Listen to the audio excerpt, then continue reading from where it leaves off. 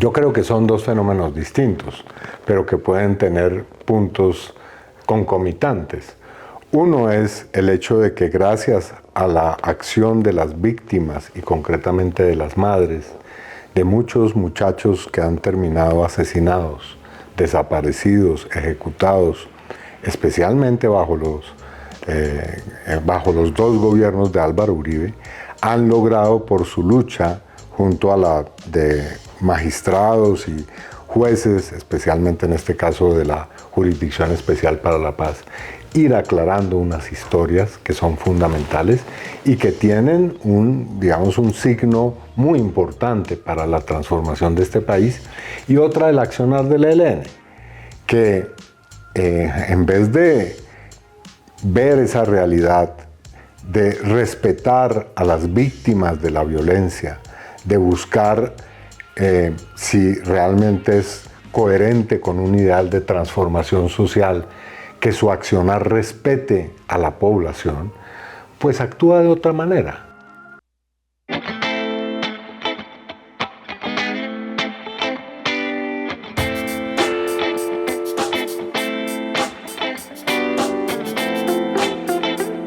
Bueno, bienvenidos a mi canal de YouTube. Ya en el 2025 retomamos con las entrevistas y en esta oportunidad tengo un gran invitado, es el senador Iván Cepeda. ¿Cómo estás? Mucho gusto y muy honrado de esta entrevista, Levi. Ay, senador, están pasando muchísimas cosas. Está el tema del Catatumbo, está la relación diplomática de Colombia con los Estados Unidos, está el juicio de Uribe, están las conversaciones sobre lo que puede ser o no el fracaso de la paz total. Usted es protagonista, yo creo, de haber llegado hasta acá, ¿no? De haber logrado por lo menos un gobierno de izquierda, de haberle hecho sentir a los colombianos que es la democracia, pero al mismo tiempo tiene una cantidad de enemigos bastante grande, ¿no? Que lo hacen responsable, en efecto, por ser usted uno de los que dialoga con contrarios, de los que busca la paz, pero los medios de comunicación tienen ese ataque constante diciendo que usted representa una política fallida. ¿Qué piensa usted? No, yo creo que nada de lo que se haga por la paz es un fracaso, una pérdida de tiempo, un esfuerzo inútil, ¿no? Yo creo que lo mejor que tiene nuestro país, lo que ha permitido que nos convirtamos poco a poco en una sociedad o nos acerquemos a una sociedad medianamente democrática, es la lucha por la paz, con un contenido, por supuesto, político, no simplemente con la idea de que la paz es que no haya violencia, sino como una transformación. Yo creo que este gobierno representa eso, su presidente representa eso, quienes lo hemos acompañado y quienes estamos en este proceso representamos eso, a pesar de que se nos quiera presentar como otra cosa distinta. Hay un sector político en Colombia que se nutre de la guerra, que ha vivido el conflicto armado y que pretende seguir atizando el fuego para que no se acabe el conflicto. Ese sector político compara el proceso de paz del gobierno de Juan Manuel Santos con el proceso, digamos, de la paz total. Usted estuvo en el proceso de paz de Juan Manuel Santos. ¿Es verdaderamente cierto o cree usted lo que dicen ellos y repiten constantemente que la paz de Santos es una paz fallida? O sea, digamos, por los asesinatos de los firmantes de paz y de lo que ha ocurrido ahora con las disidencias de las FARC y relacionado con lo que pasa en el Catatumbo y el ELN. No, yo creo que fue un hito realmente democrático. Yo creo que en los últimos 30 años mal contados de este país, la Constitución del 91 y el proceso de paz con la guerrilla de las FARC, sumado a otros procesos de lucha y movilización, son los momentos más importantes, porque esa paz hay que medirla de múltiples formas, no solamente por lo que ha sido la implementación de los acuerdos o lo que ha pasado con los firmantes de paz. En torno a ese hecho ha habido cambios que son muy importantes y que no son tan perceptibles. Entonces yo creo que ese ha sido un evento democrático muy importante. Al punto que ya hoy quienes se opusieron con tanta vehemencia a que se pudiera abrir paso han tenido que ceder. Por lo menos se han dado cuenta que no podían acabarlo, liquidarlo, y han tenido que asumirlo. Pero por supuesto eso no significa que no haya problemas, desafíos enormes, y que todavía necesitemos avanzar muchísimo en lo que significa construir realmente la paz en Colombia. La derecha en Colombia, que ha ostentado el poder durante muchas décadas, que podemos hablar de siglos también, ha vendido la narrativa de que las guerrillas todas son las mismas y todas representan los mismos ideales, y que la izquierda defiende a todas las guerrillas, no importa si es ELN, son las FARC, si es EPL, lo que sea, lo defienden como un movimiento revolucionario. ¿Cuál es la diferencia entre el proceso de paz que se hizo con las FARC en La Habana y lo que se está llegando ahora, o lo que Petro llamó fracaso de la paz total, con el ELN? ¿Cuáles son los puntos que convergen, que son parecidos, y que usted piensa, como protagonista también de las mesas de diálogo, que diferencian una cosa con la otra? Yo creo que hemos hecho un intento en este gobierno de buscar una salida que es la que creo que exige el momento histórico. Se critica a la paz total haber sido una iniciativa con todos los grupos simultáneamente, pero yo creo que no radica ahí el problema. El problema radica en que necesitamos entender de una buena vez por todas en Colombia que la transformación de los territorios, de las economías, especialmente aquellas que llamamos ilícitas, la integración de las regiones que han sido históricamente más excluidas, más abandonadas, si no resolvemos esos inmensos desafíos, no podremos avanzar hacia una sociedad en paz. Y ese esfuerzo que hemos intentado hacer, que no ha estado carente de fallas, equivocaciones, improvisaciones, creo que es un esfuerzo que ha valido la pena, a pesar de los problemas que tenemos hoy. ¿Por qué cree usted que ha sido tan difícil llegar a un acuerdo con el ELN? ¿Qué piensa usted que hace que el ELN sea una de las guerrillas más viejas del mundo y que se mantenga en la idea de que es con las armas que se va a llegar a donde sea que ellos ahora quieran llegar, ¿no? Que es algo incierto también para la sociedad.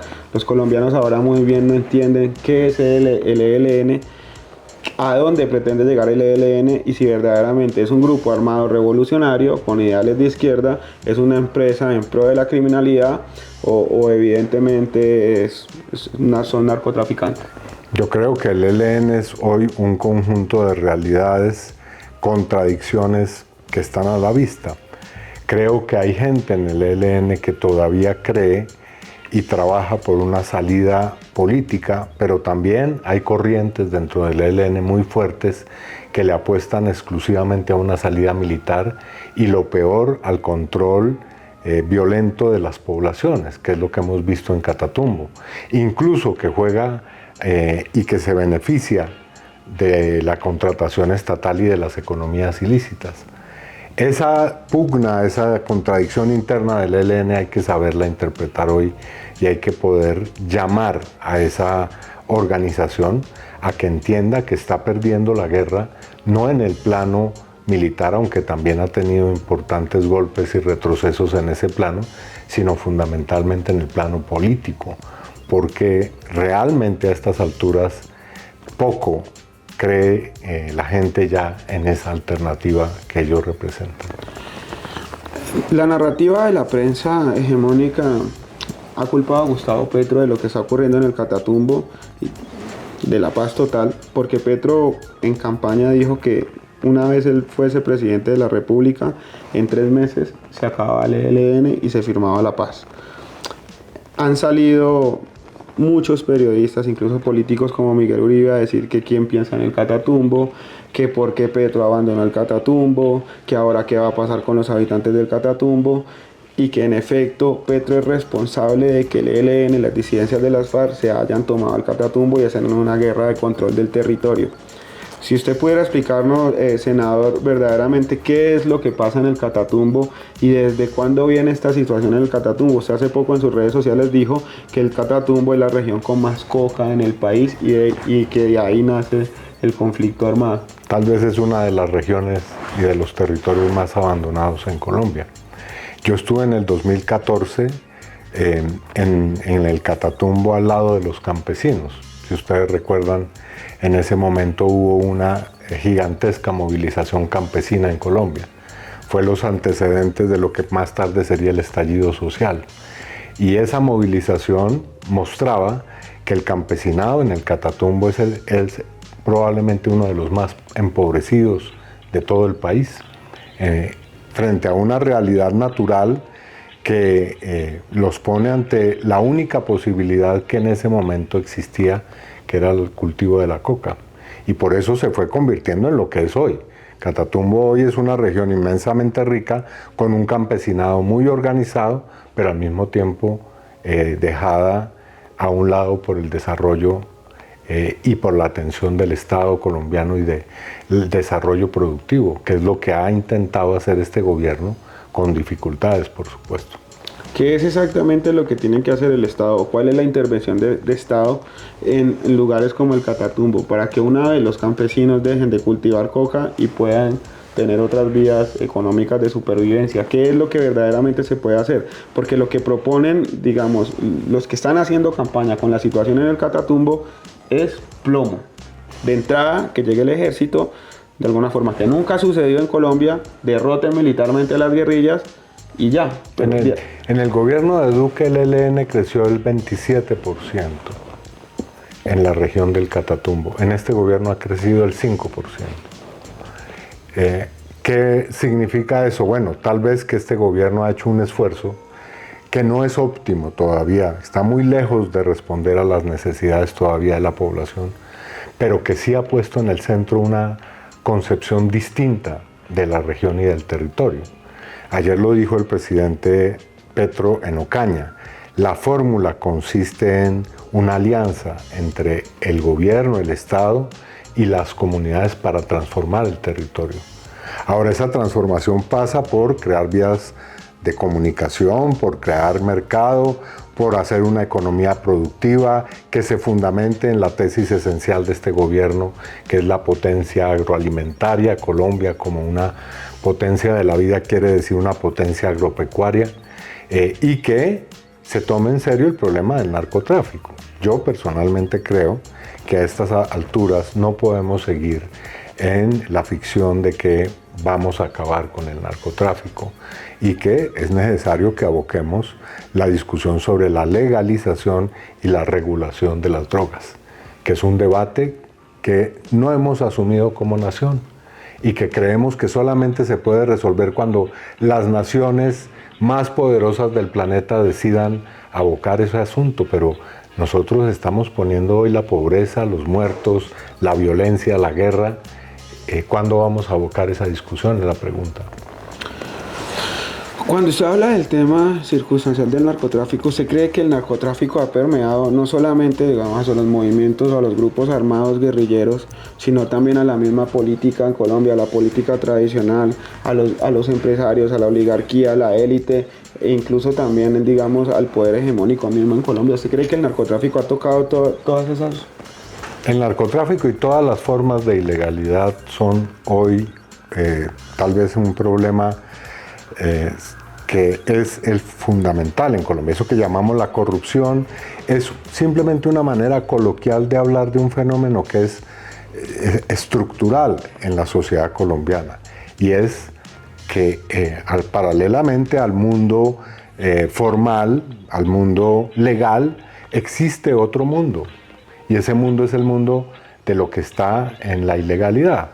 Todas las formas de economía, todas las formas de comercio interno en las instituciones del Estado, la captura del Estado como un botín que puede servir para el enriquecimiento particular o personal. Todo eso hace parte de una inmensa discusión que en Colombia se ha ido convirtiendo en eso, de una protesta contra la corrupción, pero detrás de eso hay un problema mucho mayor, mucho más de fondo, y es hasta dónde existe en Colombia realmente un universo paralelo, y ese universo paralelo a veces es el determinante. Dejando claro usted que la corrupción, digamos, es un ente que funciona de forma autónoma y que ha permeado todo, ¿cómo se hace cuando llega un gobierno nuevo?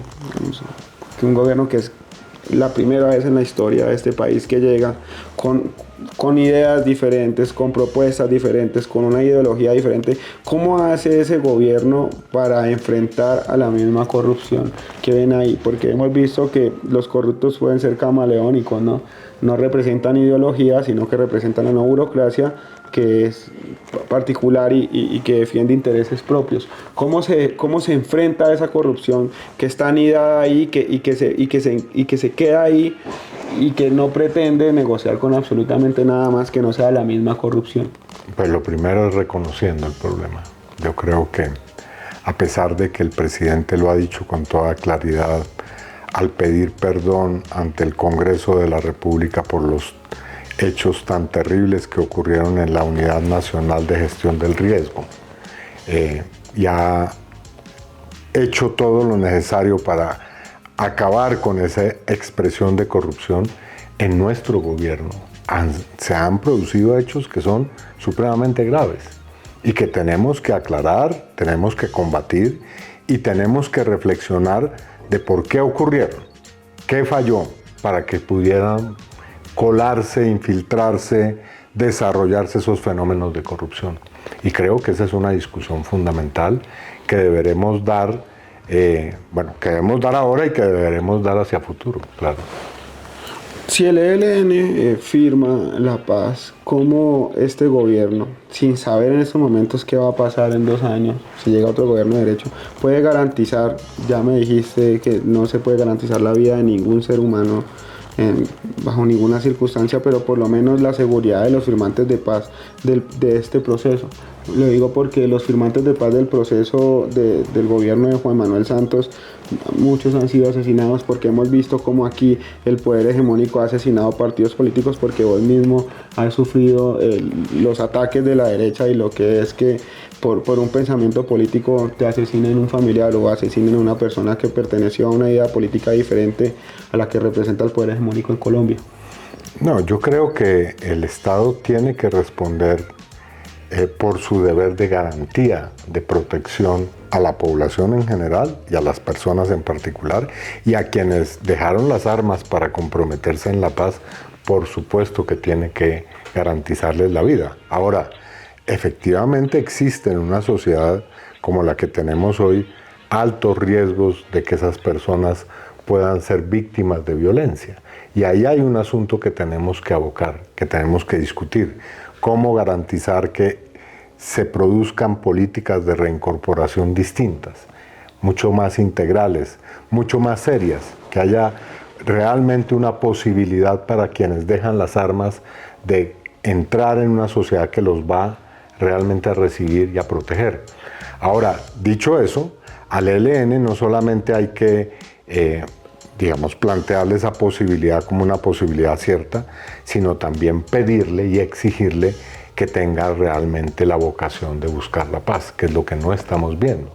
El ELN parece ser que después de haber dialogado, como lo ha hecho, una década con distintos gobiernos, incluido el nuestro, sigue persistiendo en una idea que no es la de hacer la paz. Mucha gente dice que justo cuando se están evidenciando problemas como el de la escombrera, digamos que es de la Operación Orión, que fue por orden de Álvaro Uribe Vélez en su gobierno, inmediatamente el país se está enterando verdaderamente cuáles son los crímenes de agentes de Estado, los crímenes relacionados a las políticas de derecha en este país, que tienen que ver con tubernio de paramilitares, con el Ejército Nacional. Inmediatamente el ELN activa un ataque terrorista. ¿Por qué en estos últimos tiempos la gente relaciona al ELN como un grupo armado militar en favor de los intereses del poder hegemónico y de la derecha en Colombia? Yo creo que son dos fenómenos distintos, pero que pueden tener puntos concomitantes. Uno es el hecho de que gracias a la acción de las víctimas y concretamente de las madres, de muchos muchachos que han terminado asesinados, desaparecidos, ejecutados, especialmente bajo los 2 gobiernos de Álvaro Uribe, han logrado por su lucha junto a la de magistrados y jueces, especialmente en este caso de la Jurisdicción Especial para la Paz, ir aclarando unas historias que son fundamentales y que tienen un signo muy importante para la transformación de este país, y otra el accionar del ELN, que en vez de ver esa realidad, de respetar a las víctimas de la violencia, de buscar si realmente es coherente con un ideal de transformación social, que su accionar respete a la población, pues actúa de otra manera. Lo que estamos viendo en Catatumbo son hechos de una violencia absolutamente, en unos casos indiscriminada y en otros casos selectiva, para aterrorizar a una población. Y en eso efectivamente se encuentran los extremos, es decir, un gobierno de extrema derecha que utilizó todas las formas de violencia para acabar con la población o para someterla, pues los métodos que termina utilizando una guerrilla que dice ser revolucionaria termina siendo prácticamente funcional a esas mismas formas de violencia. Cuando se descubre lo de la Escombrera, las víctimas de la Operación Orión en una fosa común, hay un patrón determinante en los gobiernos de Uribe, que son las fosas comunes, ¿no? Se ha venido denunciando esto desde hace muchos años. Yo estaba incluso pequeño, usted ha enfrentado a Álvaro Uribe Vélez, digamos, cuando incluso los medios de comunicación y todo el aparato de poder hegemónico en Colombia vendían a Álvaro Uribe como un salvador, como un héroe de la patria. Usted denunciaba constantemente que es que aquí está pasando esto, que hay relaciones con los paramilitares, que hay fosas comunes, que hay falsos positivos, y que en efecto pues Uribe dio la orden para que el ejército determinara el asesinato de civiles inocentes. Hay un periodista en particular que quiso negar eso en un medio de comunicación famoso, Blue Radio, el periodista Néstor Morales, que decía que si en efecto, ¿quién podría garantizar que esos muertos son efectivamente muertos provenientes del asesinato del ejército y de los paramilitares, y que si no eran familiares mismos que llevaban a sus muertos y los enterraban ahí? Yo creo que ese ejemplo lo que muestra es qué tan degradada está hoy la comunicación en Colombia, porque no es un hecho aislado, no es un periodista, no es una persona que ejerce una labor tan importante como es la de informar a la ciudadanía la que incurre en esa clase de comportamientos, sino realmente lo que uno ve es un comportamiento y una conducta generalizada en los medios. Y aquí la discusión pendiente es cuál ha sido la responsabilidad que han tenido algunas casas periodísticas o empresas de la comunicación en lo que está pasando hoy en Colombia.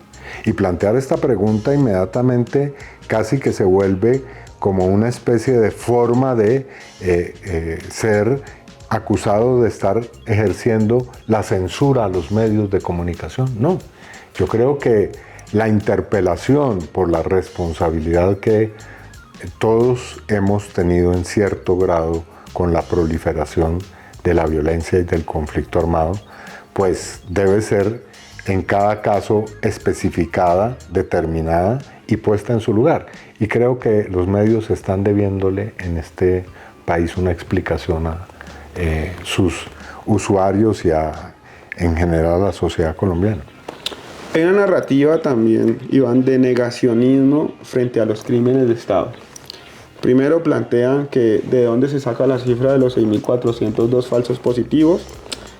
Hemos visto políticos que no sé si sean políticos, no quiero nombrar acá, que han ido y han metido las botas en bolsas de basura, que se sienten victoriosos porque la justicia determina que ya no tienen que pedirle perdón a las madres de los falsos positivos, pero al mismo tiempo, algo que me parece muy grave, es que equiparan esos crímenes de Estado con los crímenes cometidos por grupos armados al margen de la ley. ¿Por qué esa narrativa de equiparar al Ejército Nacional con las guerrillas, y por qué siempre ubican a la izquierda como defendiendo los crímenes de la guerrilla y denunciando solamente los crímenes de Estado? ¿Cuál es la diferencia entre los crímenes de Estado y los crímenes de la guerrilla para la gente que está viendo las entrevistas, y por qué es peligroso que equiparen una cosa con otra? Yo diría que no hay que poner esto en términos de una balanza y decir unos son más graves que otros, Por supuesto que el atentar contra la vida, el realizar acciones que no solamente destruyen a los seres humanos, sino que los denigran y lesionan gravemente su dignidad, en toda circunstancia debe ser condenada. Claro, el Estado es un conjunto de instituciones que están creados bajo el supuesto de que van a garantizar los derechos, la vida, el bienestar de la población, y por eso tienen una responsabilidad frente a todos los que estamos asociados y somos parte de este Estado, el Estado colombiano. Ahora bien, las guerrillas se han opuesto a este establecimiento, aplican unos métodos que están fuera de la legalidad y por lo tanto también deben responder si cometen crímenes ante la justicia por ellos. El problema es cómo se tratan ambas responsabilidades. Es ahí donde radica la diferencia. Mientras que en un caso es evidente que se hace todo lo necesario y posible para esclarecer los crímenes, para de alguna manera mostrar quiénes son las víctimas y para generar un rechazo y un consenso social en torno al rechazo de esos crímenes. En el otro se prefiere callar, distorsionar y cuando no se puede ya negar, banalizar los hechos. Entonces resulta que las madres enterraron a sus hijos, que los símbolos de esos crímenes tan terribles hay que escupirlos, pisotearlos y volverlos a enterrar como si se estuviera simbólicamente volviendo a echar en la fosa común los cadáveres de esos muchachos y llamarnos a todos a que seamos complacientes con esos crímenes. Es ahí donde radica el doble rasero realmente. Iván, vos has también hablado del tema de Álvaro Uribe Vélez, ¿no? Como responsable de un actuar paramilitar en Colombia durante sus 2 gobiernos y de un legado de violencia pues, que permite este tipo de narrativas. En algún momento del 2014 enfrentaste a Álvaro Uribe Vélez en lo que se suponía iba a ser un debate, ¿no? De ideas, de pruebas, y en donde prácticamente se determinó lo que ha sido la vida de Uribe hasta el día de hoy, ¿no? Que para mí, no estoy diciendo que tengas el mismo pensamiento, ese va a ir a la justicia y estar atrincherado y escondido desde las sombras. Primero, ¿por qué crees que Álvaro Uribe Vélez huyó de ese debate? Digo, con mis palabras huyó, porque para mí se fue y huyó. Y segundo, ¿cómo crees que va a terminar la vida política, si es que todavía tiene vida política Álvaro Uribe Vélez, con respecto al juicio que viene aplazando y a la responsabilidad que tiene que tomar por los delitos que vos lo acusaste? Entre el 2012, cuando comenzó todo esto, 2014, y el día de hoy han pasado muchas cosas, entre ellas que gracias a el trabajo que hemos hecho con otras víctimas, que han hecho abogados y abogadas, que han hecho jueces y juezas muy valientes, se ha podido establecer ya unos precedentes en la historia jurídica del país, y es que este hecho es fundamental. Nadie puede estar por encima de su responsabilidad penal y judicial. Y creo que eso lo sabe Uribe. Creo que ya entendió que eso es posible, que se instaure como una costumbre en la sociedad colombiana. Entonces, yo he visto que sus reacciones han ido pasando de la soberbia un poco a, hay que decirlo, la desesperación y al intento de dilatar al máximo la acción de la justicia. Pero yo invitaría, lo he hecho muchas veces, aprovecho este canal que me brindas para volver a reiterar esa invitación, a que abordemos la verdad de otra manera, de que nos sinceremos en este país. Se ha creado una comisión de la verdad, es posible que surjan otras en el futuro próximo. Bueno, ¿por qué tenemos que seguir eludiendo la responsabilidad, pudiendo asumirla, pudiendo pedir perdón y buscar una reconciliación digna para todos en Colombia? ¿Cuál es la labor o la función que tiene un gestor de paz nombrado por Petro en este país? Digamos, porque otra de las controversias que se han formado en Colombia es que Petro va nombrando gestores de paz a personas que tienen que responder por la justicia por crímenes cometidos en el conflicto armado en Colombia. Y hablo del tema del señor Mancuso.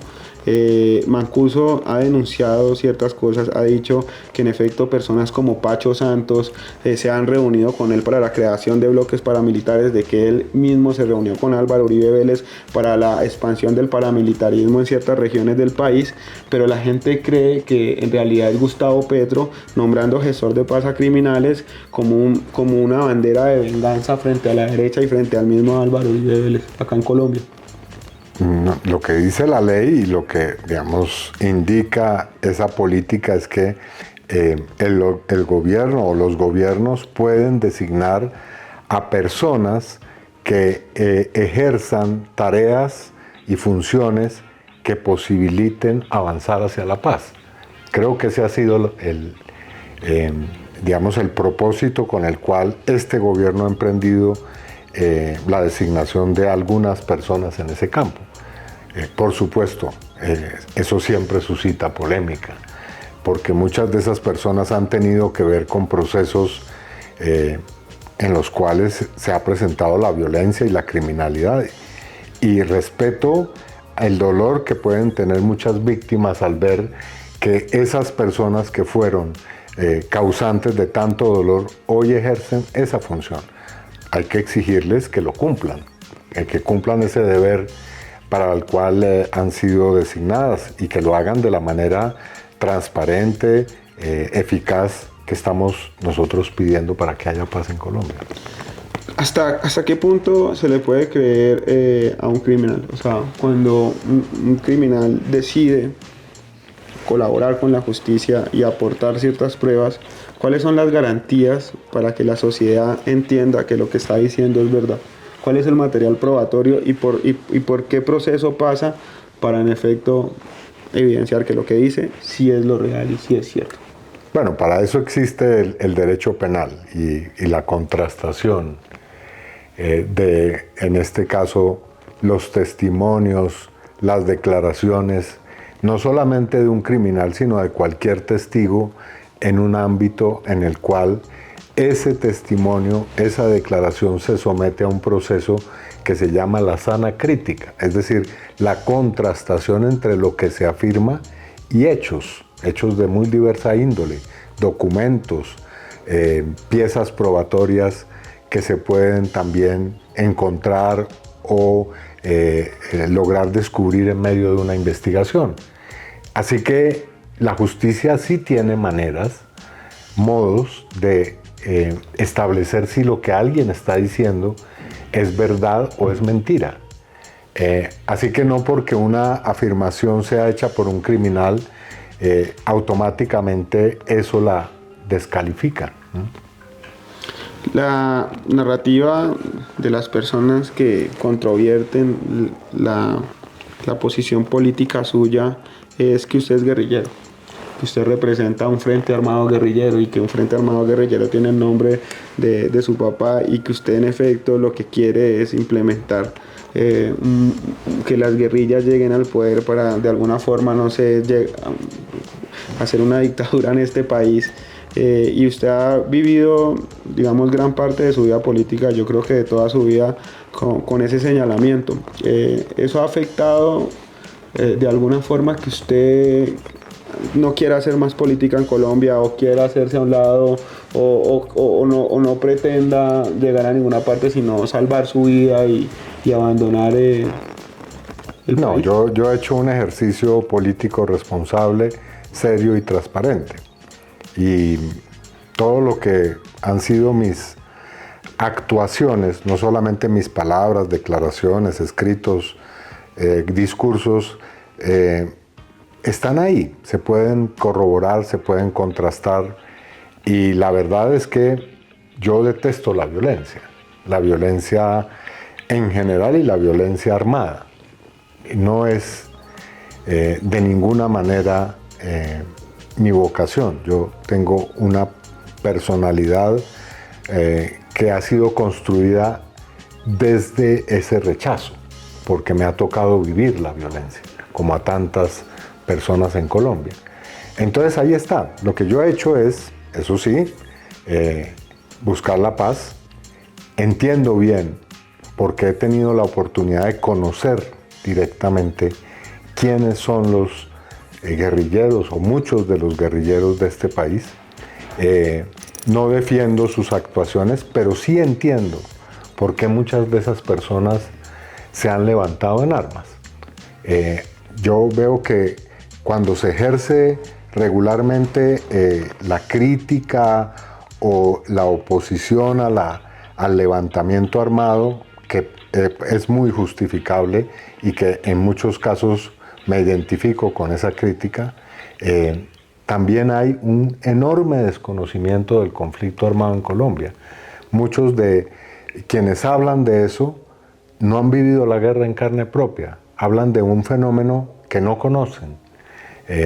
Y lamentablemente eso hace parte de las razones para que el conflicto se siga prolongando.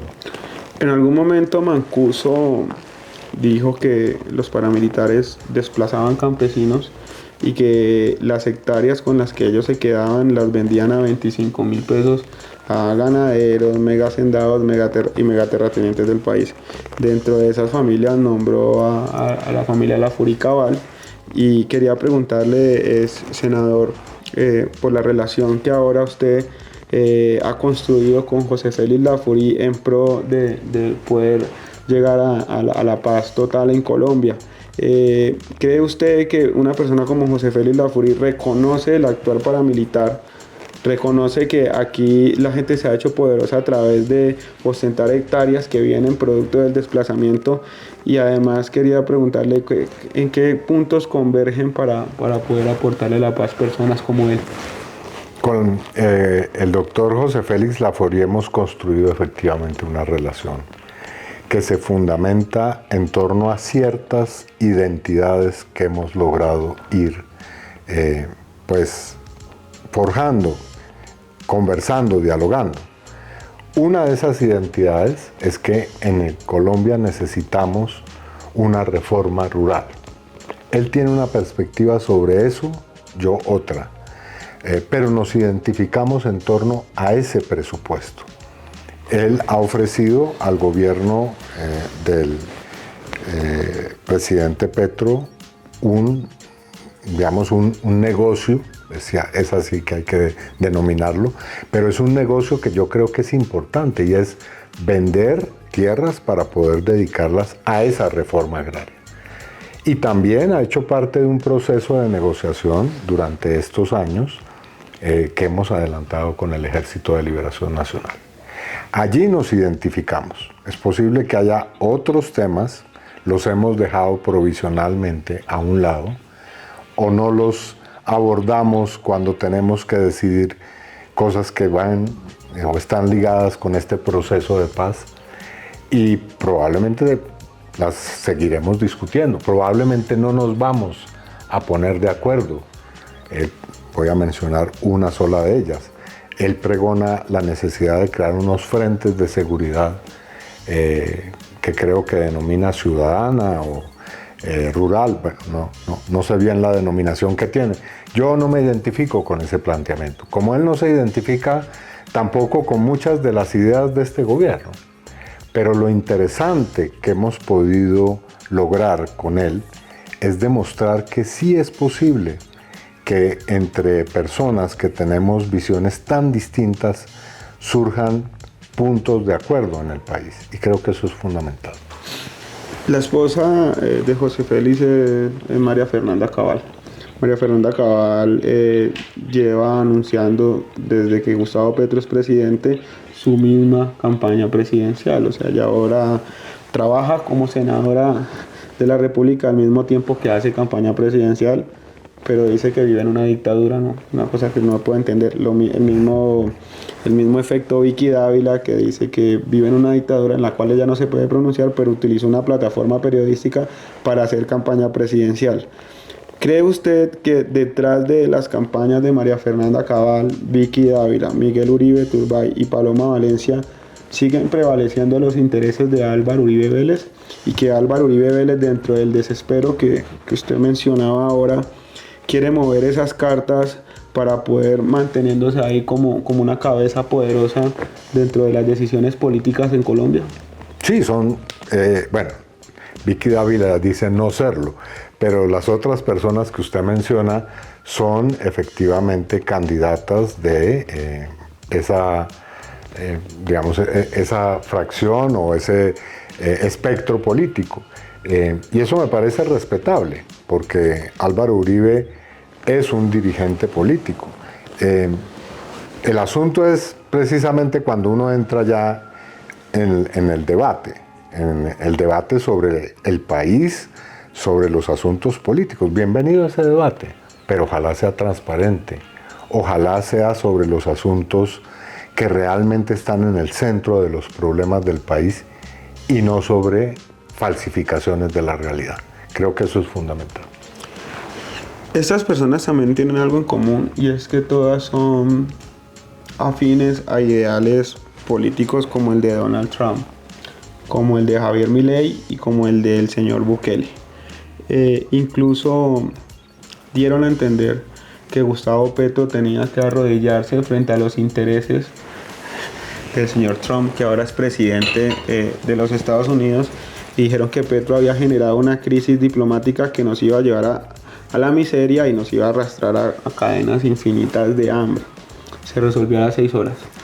Pero el decir de estas personas es que quien resolvió el problema fue Álvaro Uribe Vélez nuevamente desde las sombras, que porque Laura Sarabia, o la canciller, buscó comunicarse con él para que él le diera las respuestas.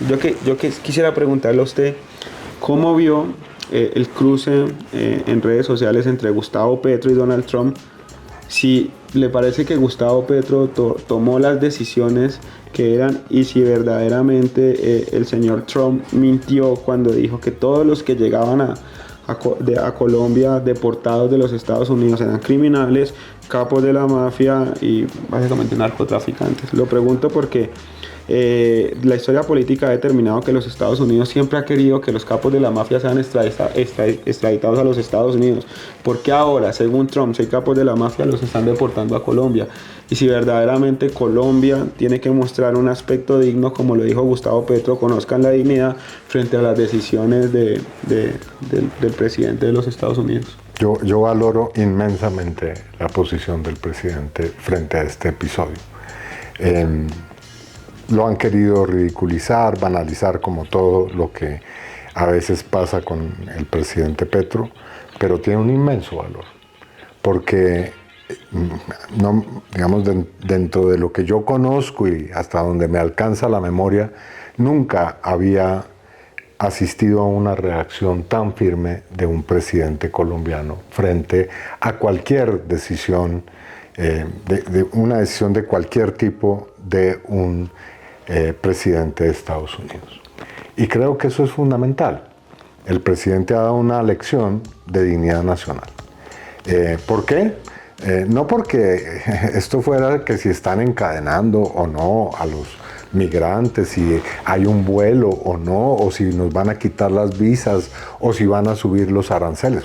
Yo entiendo que esos son asuntos de la mayor importancia, sino porque efectivamente la discusión aquí es cómo se trata a nuestros compatriotas. Y sobre eso no hay ninguna posibilidad de discusión en términos de poner en duda que el presidente de Estados Unidos hoy considera a los migrantes en general, no solo los colombianos, sino también a los mexicanos, en general a todas las personas que han llegado y que están en, digamos, una situación de no legalidad o irregularidad en materia migratoria, como delincuentes y criminales. Entonces la cuestión es si vamos a admitir esa definición y si vamos a sacrificar nuestra dignidad como país para que voy a decirlo así, hagámonos pasito, no perdamos las visas, no perdamos alguna clase de prerrogativas que son fundamentales, lo reconozco, pero que no pueden llevarnos a aceptar de manera sumisa esa clase de definiciones. Y el presidente ha sabido levantar la voz y ha conseguido efectivamente que, a pesar de lo que quieren mostrar hoy los grandes medios nacionales e internacionales en Estados Unidos, Donald Trump haya tenido que recular, es cierto, de su decisión inicial. ¿Por qué cree usted que los medios de comunicación colombianos dan como parte de credibilidad al comunicado oficial de la Casa Blanca y no al de la Presidencia de la República de Colombia? ¿Por qué siempre esa condición de darle el aval siempre a los Estados Unidos y no al país en el que vivimos y al presidente que ahora nos gobierna? Sí, por, digamos, utilizar como pretexto intereses nacionales con relación a asuntos de soberanía. Pero más allá de eso, de darle credibilidad a ese comunicado, el problema es que no he visto hasta ahora un debate acerca de la concepción que tiene Trump de los migrantes, que es a mi modo de ver el debate que hay que hacer. Estamos como nación, como medios de comunicación, como ciudadanos, simple y llanamente de acuerdo a que nuestros compatriotas sean tratados como delincuentes por el hecho de haber llegado ilegalmente a Estados Unidos? Esa es la discusión de fondo. Si vamos a transigir con eso y efectivamente por una serie de asuntos, muy respetables algunos, no tan respetables otros, a transigir, a bajar la cabeza frente a eso, hay que decirlo. Perfecto, no vamos a levantar la voz. Transigimos con que nuestros compatriotas sean tratados como criminales y enviados a nuestro país esposados. Perfecto. Pero díganlo con, digamos, con toda la sinceridad, que es esa la discusión, y no otra, que el presidente actuó de una manera irresponsable, que no sabe cómo utilizar su cuenta en X, que es una persona que actúa emotivamente frente a la realidad. No, el problema es más de fondo, claro está. Claro, y quieren plantear el discurso de que el presidente o se la pasa en estados, digamos, de alicoramiento, sí, incluso claro. Algunos se han atrevido a decir que Petro tiene problemas de consumos. Periodistas reconocidas como María Jimena Duzán sacan cartas pidiéndole a Petro que reconozca este tipo de comportamientos que son influenciados por el consumo excesivo de drogas. ¿Usted cree que está bien que incluso políticos que están en campaña empiecen a atacar al presidente de la República con este tipo de cosas? No, yo creo que esa es una demostración de una falta de rigurosidad y de capacidad argumentativa en un debate político serio.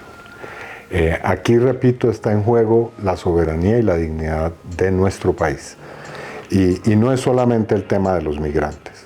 El primer día de gobierno, el presidente de Estados Unidos ha tomado un conjunto de decisiones que son en extremo graves. Si nosotros no comenzamos esa discusión como la ha planteado el presidente, el día de mañana no será el tema de los migrantes, sino sencillamente que vienen las tropas estadounidenses a tomar de nuevo control sobre el canal de Panamá. ¿Qué cree usted que deben hacer los países de la CELAC? O sea, ¿qué es lo que debe pasar de ahora en adelante con lo que ha mostrado Donald Trump que quiere para nosotros? Unirse y actuar como un bloque para el cual, por supuesto, son fundamentales las relaciones con Estados Unidos, pero es prioritario el interés de nuestro continente y de la gente que vive en nuestros países, que son nuestros hermanos compatriotas. ¿Cree usted que Estados Unidos sigue en capacidad de hacer una guerra económica con países como Colombia, digamos temas como el bloqueo o como subir los aranceles? Pues siempre caben escenarios graves y muy graves, pero las consecuencias que eso trae, que serían terribles para nuestros países, también serán terribles para Estados Unidos.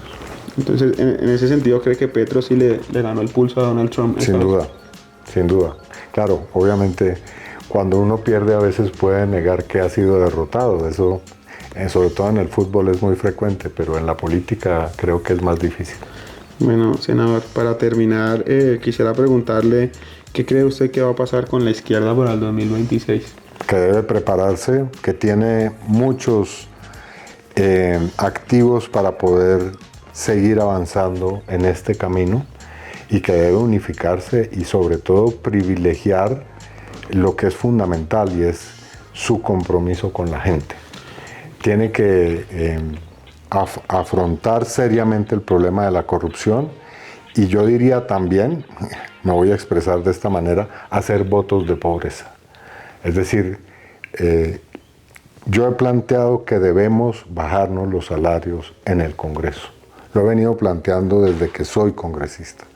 No lo he podido lograr y en eso confieso un fracaso, pero eso es necesario, es imperativo. Alguna gente piensa que usted está haciendo campaña con eso, pero otra gente también piensa que en efecto quien debería de seguir la línea trazada por la presidencia de Gustavo Petro debería de ser usted. No, yo soy parte de esa corriente y ahí estaré. Y bueno, sí, si quieren, sí, es una campaña. Anuncio oficialmente, estoy en campaña para que nos bajemos los salarios los congresistas. Bueno, senador, muchas gracias por haber venido a este espacio y por estar en mi canal. No, Levi, para mí ha sido un honor y lo felicito a usted por todo lo que hace y por quién es, sobre todo. Gracias.